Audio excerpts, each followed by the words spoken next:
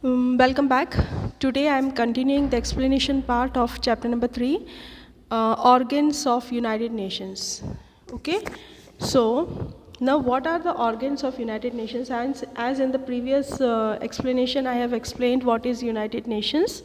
Now we will be learning about the organs of United Nations. The structure adopted by the United Nations to achieve its aims includes 6 organs. One is General Assembly, Security Council, Economic and Social Council, Trusteeship Council, International Court of Justice, and Secretariat. Okay, these are the 6 organs of United Nations. International Court of Justice is situated in Hague, Netherlands. All other councils are situated in New York, America. Okay, International Court of Justice is in Hague, Netherlands, and rest all councils are situated in America, that is New York. Now, what are the activities of the organs of United Nations? We'll be studying that, and you please make it a point that peace and security, to establish peace and security, is the main aim of all the organs of United Nations. Okay. So number 1 is General Assembly. You can see the picture of General Assembly Hall. The General Assembly Hall, it is very big. Okay, so we will be learning about first organ, General Assembly. The biggest organ of the United Nations is the General Assembly. It includes the representatives of all member nations. Every nation can send maximum 5 representatives to this, but during election only 1 vote of each country is counted.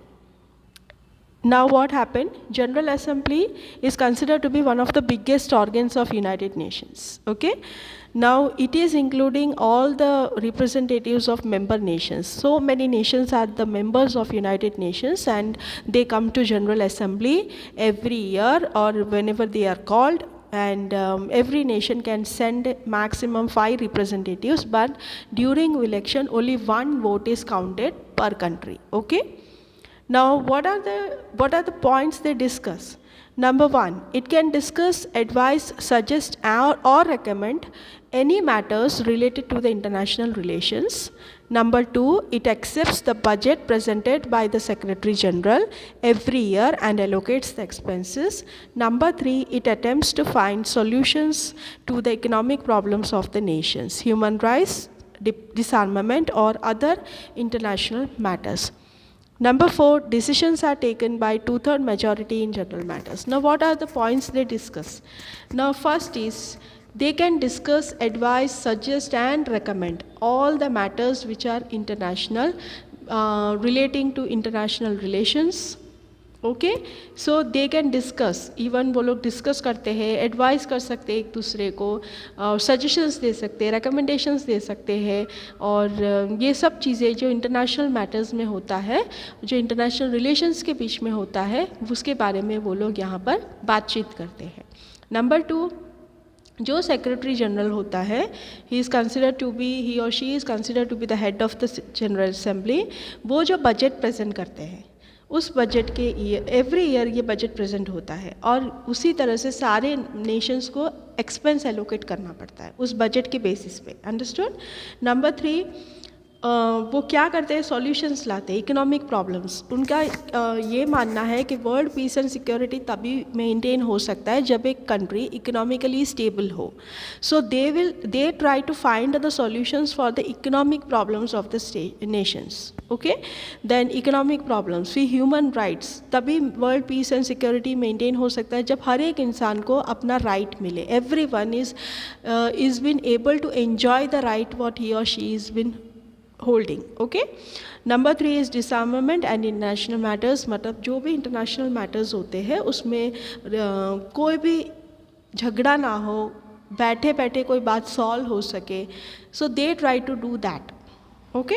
Then these decisions are taken by 2/3 majority. मतलब ये 2/3 majority में, अभी देखो हर एक इंसान का अपना अपना एक ओपिनियन होता है, everyone's opinions are different, but what general assembly is to do, they take the majority 2/3 decisions and they take the solution. Okay, they accept the solution by 2/3 majority.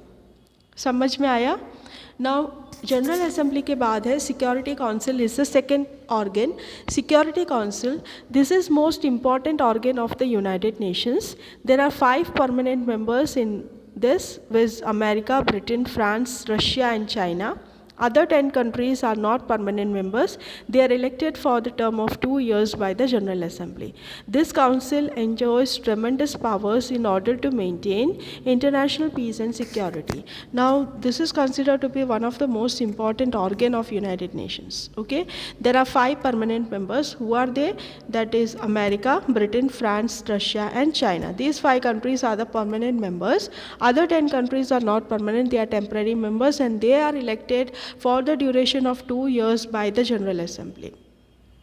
Now, this council enjoys tremendous powers in order to maintain the international peace and security. International peace and security maintain करने के लिए ये council tremendous power enjoy करता है. It is holding that power. Okay.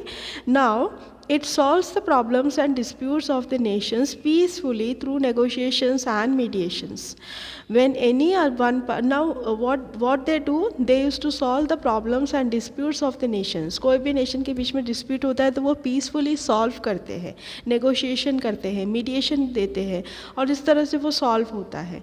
अभी when any one permanent member does not vote in support of some important international matter, it cannot take a decision on that. मतलब अगर ऐसा होता है, ये 5 permanent members में से कोई भी एक मेंबर अगर कोई भी एक इम्पॉर्टेंट इंटरनेशनल डिसीजन को वोट नहीं करता है तो आगे जाके उसको कोई राइट नहीं होगा कि वो अपना एक डिसीजन दे सके इस मैटर पे. ठीक है.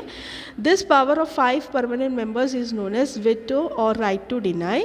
Russia has used this veto power maximum number of time. You can see the picture over here.